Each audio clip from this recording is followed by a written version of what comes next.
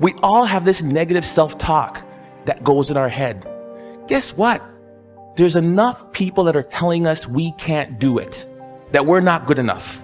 Why do we want to tell ourselves that? We know for a fact that thoughts influence action. It is time to be more selfish, where it's all about you and taking care of you. If you want to live your dream, you will have to fight for it. You will have to fight the greatest battles of your life. You will have to battle the external enemy. You've got to be willing to test yourself. You've got to be willing to look inside yourself and find out who you really are. You've got to be willing to stare nakedly at your inadequacies and be willing to push through them.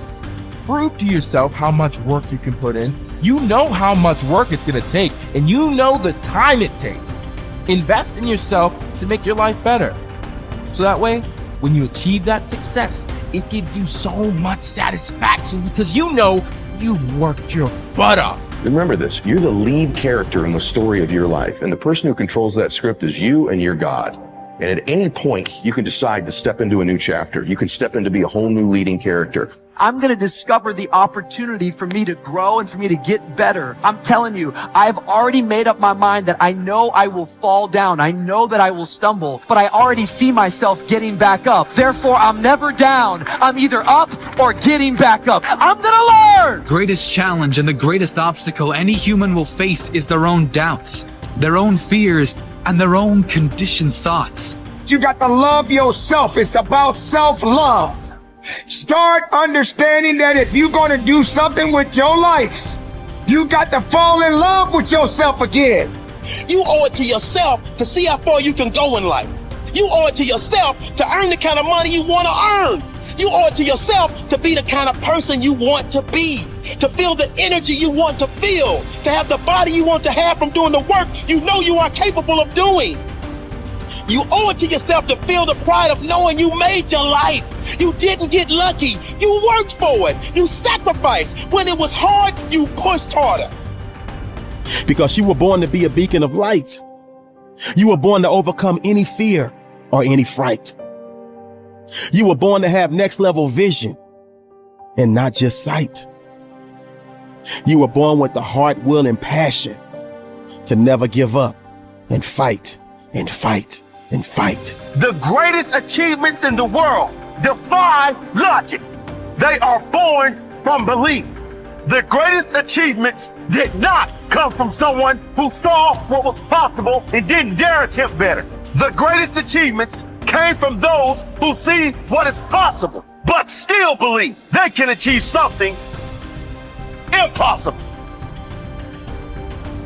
Life seemingly does not wish to waste success on the unprepared. Life says, why waste a fortune on this person? They're not prepared to do the right things with it. They're not prepared to use it wisely.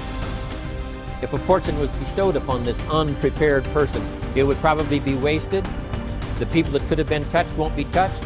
What could have been done won't be done because this fortune will have been wasted on the unprepared person.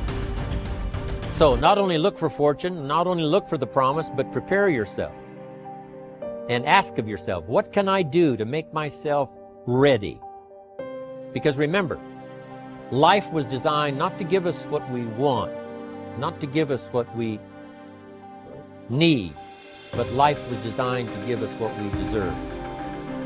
Every value in life must be paid for, and those that pay are the ones that get it. It says those that give receive. Someone says, I wish to receive, I wish to receive. You don't have to concentrate on receiving. Just become a good giver. It says those that search will find. Someone says, well, I need to find some good ideas to help change my life for the future. Then to find good ideas, that doesn't come because you need them, because it comes because you search for them. If you want good ideas, you got to go after them. You got to go to the class, you got to go to the workshop, you got to go to the training, go to the book, right? You got to go to the journal. Right? Go where good ideas are being taught, go searching, go looking, because good ideas are not going to be wasted on those that are not seeking, searching, well prepared. So, prepare yourself to be ready for fortune when it comes, to be ready for challenge when it comes, to be ready for opportunity when it comes. Opportunity comes along and passes by the person that is not well prepared. I want to prepare myself this year for next year. Yes, I wish to be effective this year, but I'm also thinking of ways, how could I be better?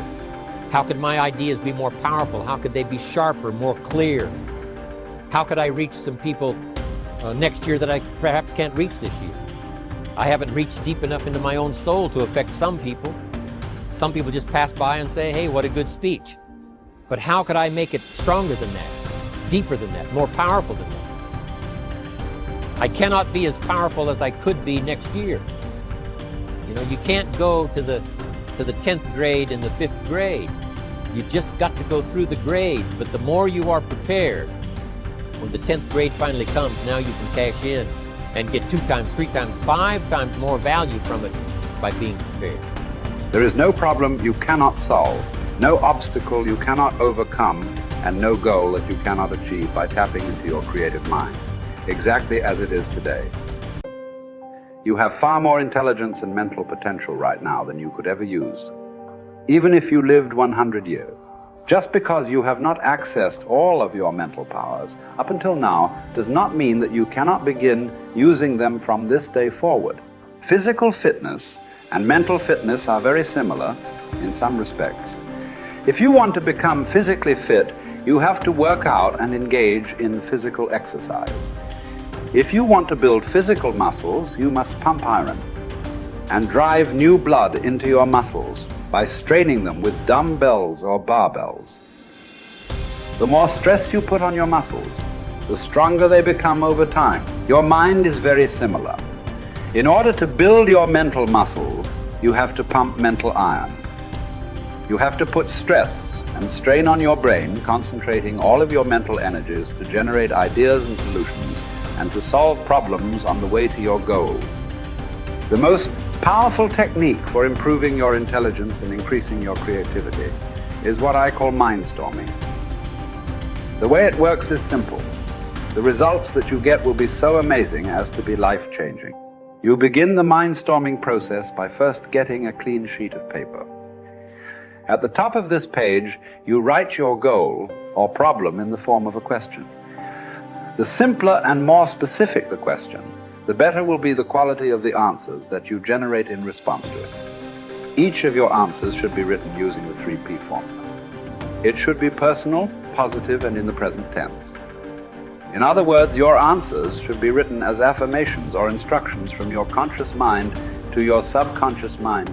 Often, you will write down answers on this sheet and promptly forget them. Then sometime later, as a result of superconscious functioning, you will attract into your life an opportunity to put one of your answers into action. Once you have written your question at the top of the page, you then discipline yourself to generate at least 20 answers to that question. You can write down more than 20 answers to the question, but it is essential in this exercise that you set a goal for a minimum of 20. Your first 3 to 5 answers will be easy. You will quickly come up with answers like work harder, start earlier, and stay later. Work on higher value tasks. Once you have made a list of what you have to do, organized your goals, determined the highest and most valuable priority, then pick the most important thing and begin working on it and stay with it until it's finished. Now people say, well, if I stay with this task until it's finished, I won't get anything else done. That doesn't matter. If it's the most valuable thing that you have to do, it's the most important thing that you could be working on. Now it's a wonderful thing. When you concentrate and work intensely on an important task, it gives you a feeling of energy and enthusiasm. When you complete an important task, your self-esteem goes up. You feel like a winner. You feel great about yourself. But if you work away on low priority tasks, even if you complete them and do them well, you don't get any bang for the buck. You don't get any excitement or thrill from doing something that's not important. As a matter of fact, most stress, anxiety, frustration in the world of work today comes from working very hard on irrelevant tasks. Benjamin Trigo said, if it's not worth doing, it's not worth doing right. And I think it was Drucker who said, the very worst thing in the world is to do very well what need not be done at all. The 6th key to time management is deadlines. How do you set deadlines? First of all, when you set the goal, when you specify the task, set the deadline when it's going to be accomplished. Always set the deadline with lots of room to spare, and always try to finish before the deadline. Tell other people that you're going to finish by this deadline. Promise others that you'll have your work done. It's a powerful way to act as what is called a forcing system. A forcing system is something that motivates you to stay at it. Because if you don't set a deadline and give yourself a forcing system, you fall into the trap of what is called Parkinson's law. Now, Parkinson's law says that work expands to fill the time allotted for it. That if you have 2 hours of work to do and 8 hours of time, you will stretch that work over 8 hours. Parkinson's law also says that work contracts to fill the time allotted for it. If you have 8 hours of work to do, and because of an emergency you have to have it done in 2 hours, you will get it done in 2 hours. Highly effective people are always setting tight, stringent, disciplined deadlines on themselves so they get more work done in a short period of time rather than less work done in a long period of time.